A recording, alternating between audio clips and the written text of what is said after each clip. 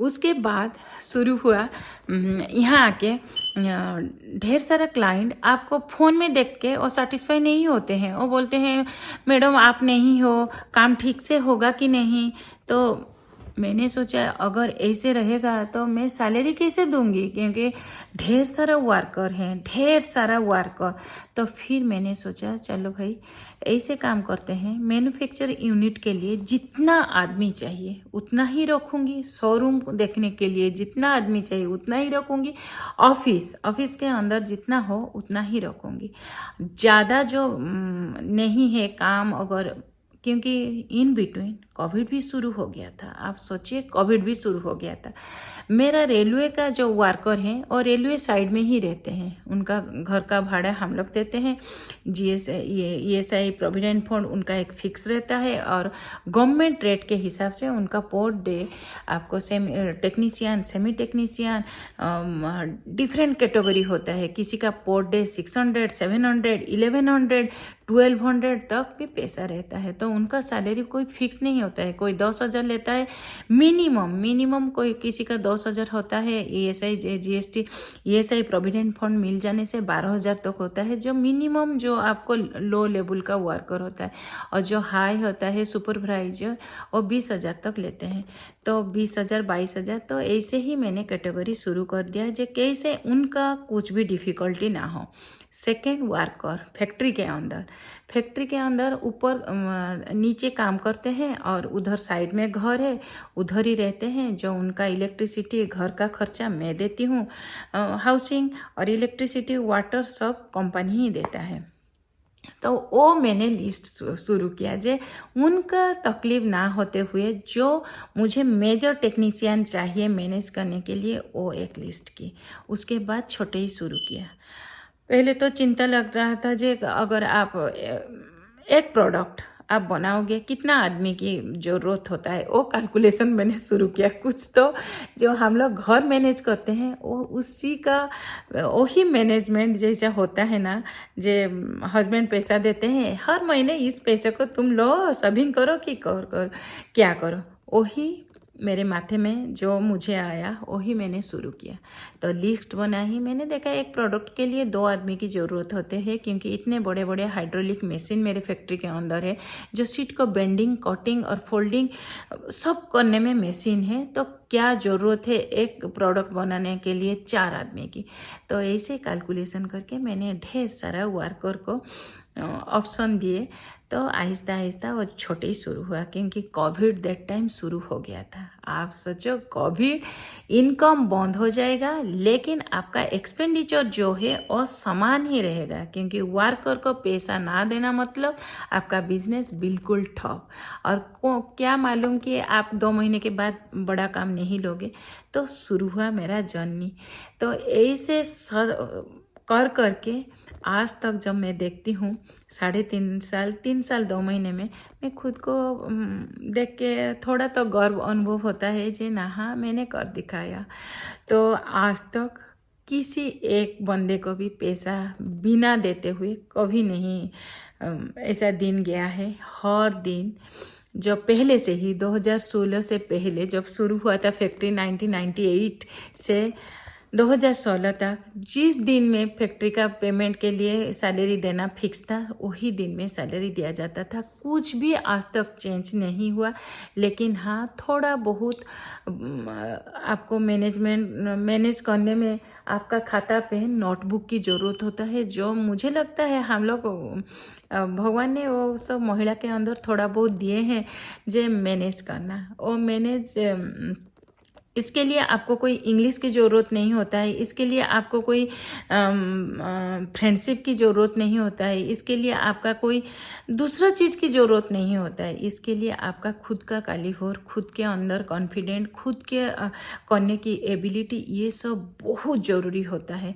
जो मेरे अंदर जो पोटेंशियल थी उसी को मैंने यूटिलाइज किया। नोटबुक के, कंप्यूटर में हर चीज़, एक्सेल शीट, वर्ड्स में उसको लिखती रही, किसी का भी हेल्प नहीं लिया। आज तक मैंने कभी एक पैसे के लिए किसी को भी नहीं मांगा जे मुझे ये ज़रूरत है तू दे दे। मैंने जब यहाँ से 6 महीने 8 महीने के पहले जाती हूँ इंडिया, हर महीने एक चेक सबके नाम लिख के आती हूँ हर वर्कर का पेमेंट के लिए, और उसके बाद यहाँ बैंक से मैं फ़ोन कर देती हूँ क्योंकि इतना ह्यूज अमाउंट आपको सैलरी के लिए निकाला जाएगा तो ऑब्वियसली बैंक कुछ कुछ परेशानी करते थे। दैट टाइम क्या क्या परेशानी हुई मैं आपको बोलती हूँ। एक तो कोविड, सेकेंड बैंक सब मर्जर हो रहे थे, एक बैंक से दूसरे बैंक सब मर्जर। तो आप सोचो वो बैंक का लिए हम लोग भी कितना सफ़र हुए। फिर भी ढेर सारा चीज़ ऐसे करके आज तक मैं आ चुकी हूँ यहाँ तक। अभी तो बहुत सारा चीज़ मैं जानबूझकर बंद कर रही हूँ क्योंकि यहाँ से मैनेज करना सचमुच डिफ़िकल्ट है। ब्लड प्रेशर बढ़ जाता है, तबीयत खराब हो जाता है, रात में नींद गायब हो जाते हैं, फैमिली को ठीक से टाइम दिया नहीं जाता है, देवाशीष को ये सब परिश्रम करना पसंद नहीं आते हैं, और बच्चे बिल्कुल नहीं समझते हैं जे मम्मी क्या करते हैं। तो ये सब देखते हुए आजकल मैंने कुछ बिजनेस तो कम कर लिया क्योंकि रेलवे का जो पार्ट था और सबसे प्रॉफिटेबल और सबसे इंटरेस्टिंग था, उसको मैंने यहाँ से मैनेज करना थोड़ा थोड़ा कम किया। फैक्ट्री है, शोरूम है, प्रोडक्शन है, लेकिन प्रोडक्शन भी बहुत सारा कट किया। ऐसे करते करते आज तक जो सब मैंने मैनेज किया आपके पास ले आई। तो अंदर अगर कॉन्फिडेंट है और कुछ कर दिखाने की है तो मुझे लगता है हर कोई औरत के पास वो पोटेंशियल है, हर कोई वो कर सकता है। लेकिन हाँ, लोग तो कुछ भी बोलेंगे, अगर आप उसी में ध्यान दोगे तो बिल्कुल नहीं कर पाओगे। आप लोगों का बात तो ही मत सुनिए, लोगों का बातें सुनने से आप डिमोरलाइज होगे, आपका अंदर का जो कॉन्फिडेंट है वो गायब हो जाएगा, आप क्या करते हो वो सब चला जाएगा। तो उसको बिल्कुल मत देखिए। तो मुझे लगता है कोई भी डिसीजन आप लोगे, मुझे हमेशा दूसरे जो बड़े बड़े सेलिब्रिटी है, बड़े बड़े बातें करते हैं, उनको मैं बहुत ज़्यादा मोटिवेट होती हूँ। तो मैं सोचा कि क्यों नहीं, अगर मुझे अपॉर्चुनिटी मिल रहा है यूएसए आने के लिए तो ठीक है, देखते हैं मैं कर पाऊँगी या रह पाऊँगी या चली आऊँगी, लेकिन जाके देख लूँ। पहले तो मना किया, मम्मी के बातें नहीं सुनी, बच्चे लोग की बातें नहीं सुनी, देवाशीष के बातें भी नहीं मानी कि ना ना अभी नहीं, राहुल को यहीं पढ़ने दो, राहुल यहीं इंजीनियरिंग करेगा। जब डिसीजन लिया तो ढेर सारा चीज़ चेंज होने लगा आहिस्ता आहिस्ता। मुझे लगा जे उधर में जब सीख के जो डिफ़िकल्ट फेस कर रही थी, यहाँ ज़्यादा डिफ़िकल्ट फेस कर रही हूँ। लेकिन हाँ, वो सिचुएशन में खुद को दूर रखते हुए, क्योंकि अगर आप वो सिचुएशन में आप रहोगे सामना सामने, थोड़ा ज़्यादा टेंशन हो जाता है। यहाँ मैं एक बातें समझ लिया जे मैं तो नहीं हूँ, तो ज़्यादा टेंशन लेके कोई भी फर्क नहीं पड़ेगा। मेरा प्रायोरिटी है मेरा वर्कर, वो अगर खुश रहेंगे तो उससे ज़्यादा मुझे कुछ भी नहीं चाहिए। इनकम हाँ थोड़ा बहुत आपका कम होगा, लेकिन हाँ लॉस तो नहीं होगा। यही अच्छे सोच के साथ शुरुआत की थी। तो जब इतने दिन हो रहा है कर रही हूँ तो उनका साथ भी है, वर्कर जान गए हैं, उनके अंदर भी कॉन्फिडेंट हो गया है जे मैडम हम लोग को छोड़ेंगे नहीं। मुझे भी वो अच्छा लगता है जे एक दूसरे का साथ रहा, और सबसे बड़ा इंटरेस्टिंग मेरी मम्मी और पापा का बहुत हाथ रहा। कभी भी बहुत बार चोरी भी हुई, बड़े बड़े अच्छे अच्छे नया नया मशीन चोरी हो गया। किसको बोलेंगे? दैट टाइम में पुलिस स्टेशन में जाके यहाँ से ड्राफ्ट लिखो, जाओ मेरा मैनेजर से बातें करना, स्टाफ से बातें करना। उधर भी जब मैं शुरू कर गई थी 1.5 साल 2 साल के अंदर चोरी हुआ था। दैट टाइम तो बहुत ही भयंकर चोरी, तने क्या मैं बोलूँ, ऐसे कि वेल्डिंग मशीन भी उठा के ले गए। और सबसे मेन जो छोटे छोटे चीज़ अगर आपको उठा के ले जाएंगे तो काम कैसे होगा, उसके लिए एक्स्ट्रा एक्सपेंडिचर, ढेर सारा चीज़। लेकिन हाँ, सिर्फ एक ही बातें मुझे याद आता है तो वो तो छोड़ दीजिए, लेकिन आपके साथ आपका ज़्यादातर आपका वर्कर रहते हैं, उनका ख्याल मैंने कैसे रखा, ये टॉपिक इसी के ऊपर था। जो मैंने कभी कभी मुझे याद नहीं 3 साल 2 महीने में एक भी दिन अगर सैटरडे संडे उस डेट में नहीं पड़ा तो सैलरी रुका होगा।